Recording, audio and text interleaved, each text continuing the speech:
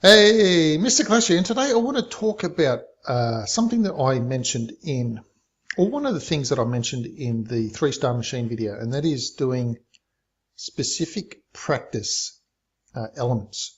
Instead of just doing the entire attack, I'm doing a specific practice element, and then even if it's something I'm going to be bringing into the war as well.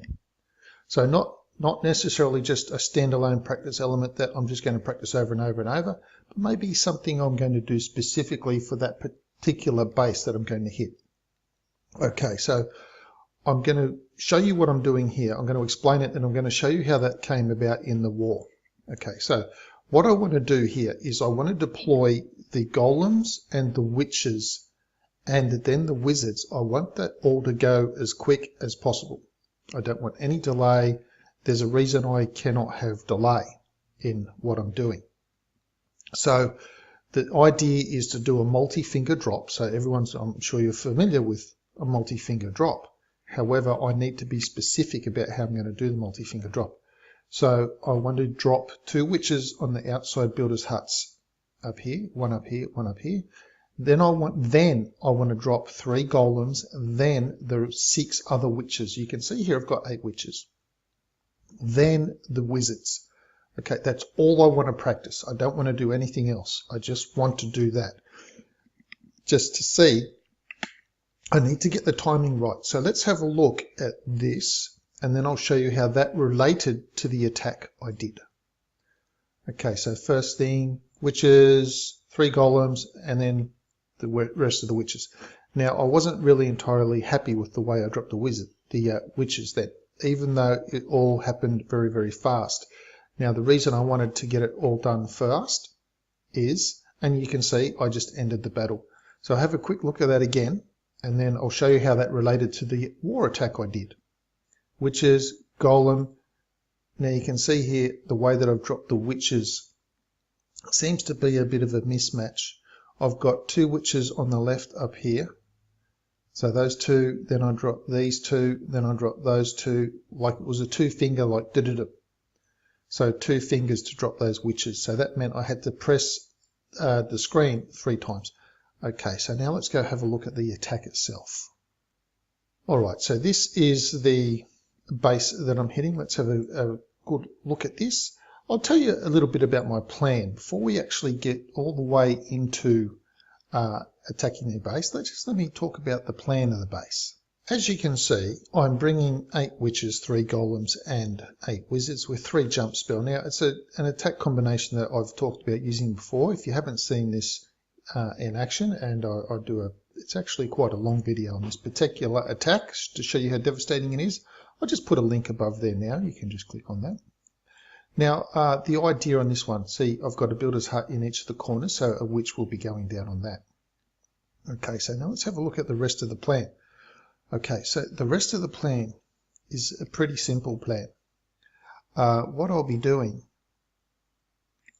is coming in with a jump spell here, a jump spell here, and a jump spell right across here. Now, what that immediately gives me access to is all of this area. And as you can see, that's most of the base that I can have access to. Now remember, I've got bowlers, so the bowlers and the queen, they can reach out and take out these other things. So you can see just those 3 jump spells have given me access really to the entire section of the base.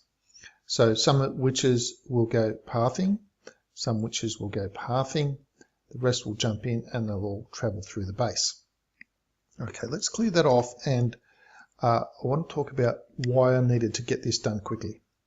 I've got 3 gold storages, I've got 3 gold mines, a storage, another 2 pumps, mines, and a town hall. And it's all massive buildings. Now they need to go down quickly because I want to get the jumping spell in there. Yeah, that's good. However, let's say anything that comes onto this area here is going to be subjected to that cannon, and this archer, depending on the angle of the dangle, this archer will get it, and the archer queen. So that's a lot of DPS coming onto a golem into that area. Also, I really need to get in. I don't really have a fear of the bowlers going wandering because, of course, I'm bringing bowlers. My biggest thing is dilly-dallying. A golem in here will allow the king and the queen. The king will probably come out and smash it as well. So any golem here, let's add that to the mix. Cannon, archer, king, queen and king all bashing it. That golem's going to be dead in like 5 seconds flat. So I need to get all of this done really, really quickly. And by swamping the area with the witches and their skeletons as fast as I can, and the wizards will start blasting. All of that will go down lickety-split quick. Have a look at the total attack time. I haven't even dropped a troop yet. We're at 1 minute 28. So the base is wiped out. This is how quick this base is wiped out with this attack combination. So I just wanted to reiterate the point. I was doing practice dropping. Practice dropping. All I cared about was the initial deployment. That's all I was practicing. So when I've said in that video, just practice one thing, just practice one thing, just practice one thing. This is the sort of thing I'm talking about. And even if you don't do that all the time for this, if you have an attack, a specific war attack like this, then go in and practice just that one thing. So let's have a quick look at how this all transpired now. We'll have a couple of looks at it because it's so quickly. 2 finger drop, 3 golems, and then 3-3. Bang, already had the 3 fingers up from the 3 golem drop, so it was just easier to drop the 3 witches, 3-3, and then I went 2-2-2-2 very quickly with the wizards. So see how quickly all of that stuff has gone down. Golems are in. One very sick golem, of course. Queen's down already. She's down. Bowlers are still, they're lagging behind. Rage spell and second jump has gone in. Now, something else that I do want to talk about here as well in this attack. And I'll try to reiterate that in other videos as well when I can remember. So balloon, poison, single poison. Now I am bringing a skelly of my own. You can see how one of the bowlers has gone walking on the left-hand side. Now, as a matter of interest, while the middle of the base gets wrecked, do pay attention to these 3 wizards on the left here with the 4 witches, and just see how much they actually get to destroy. Now, I am about to drop a skelly on that last remaining archer tower. There it goes. Skelly spell has gone down, so the skellies will take that archer out. And boom, there it goes. Now, the wizards, just as the wizards are on the left are about to get a fire off, the skellies run ahead and destroy the item. So that's it. 1 minute 24 or 25, I think, was the actual first troop deployment on this base. So that's how quickly this base got wiped out to this combination. So we'll have a look at that again.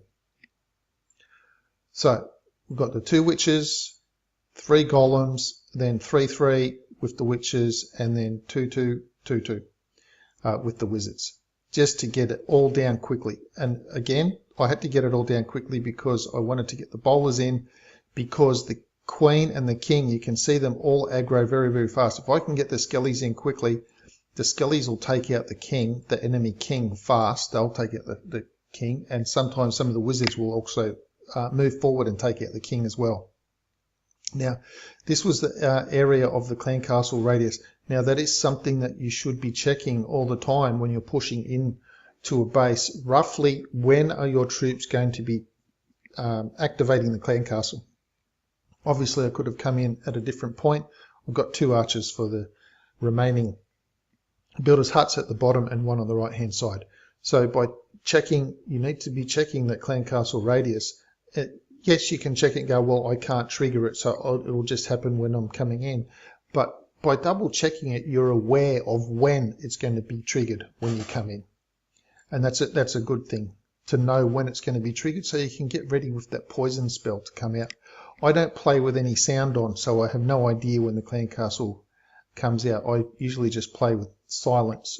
So unless I'm looking at the clan castle, I don't know if troops are coming out of the clan castle. I'll just have one quick look again. I want to show you how this king goes down, how the enemy king goes down. We'll just zoom in on this one. Just keep an eye on the enemy king, just to see how fast the enemy king goes down. So he's going to jump out here just any second. There he goes. He's jumping out. So keep an eye on skellies, wizards, my king. Now you can see all those skellies just running towards that enemy king, and look at his health, and boom, he's down. And now they'll all path over. Do you see those skellies? That whole horde of skellies just quickly ran over to the queen. Just ran over to her so fast it was just ridiculous. So this is why when I say in these witch type attacks, don't be too concerned about the queen. Enter the base where it makes sense for you to enter the base for your objective. And that is to either take out Expos, trigger clan castles, or whatever you need to do, where you think the best entry point is to make it so you can get your bowlers in as well to do it. Don't be too concerned about the queen, because bowlers, heroes, or skellies will take out the queen, and you just saw that happen there pretty quickly. So that's it for today. That's what I wanted to point out today, that when I'm talking about doing practice and just doing practice in isolation, that's the sort of thing that I'm talking about. Just doing one specific thing and ending the battle. You're doing that in friendly challenge. If that's a golem wizard, get your timing right. The only way you can do it, you can try tapping on the tab in general, but the only way you're going to know for sure if you're getting that speed that you need for the specific thing is if you do it in practice in the clan itself. And so we have the question of the day. Okay, so there's a person and they work in a shoe recycling business where they recycle shoes. Why did they quit their job? Why did the person who works in the shoe recycling business quit their job? They quit their job because it was soul destroying. Anyway, that's it for today. Thank you very much. Do leave the video a thumb up. Do try this combination in war as well. I think you'd be pleasantly surprised at how well this does. Do leave a comment. Let me know what you thought of the attack or the little trick that I'm trying to get you to do, doing very specific attacks. Please subscribe to the channel if you haven't already, and I'll see you in the next video.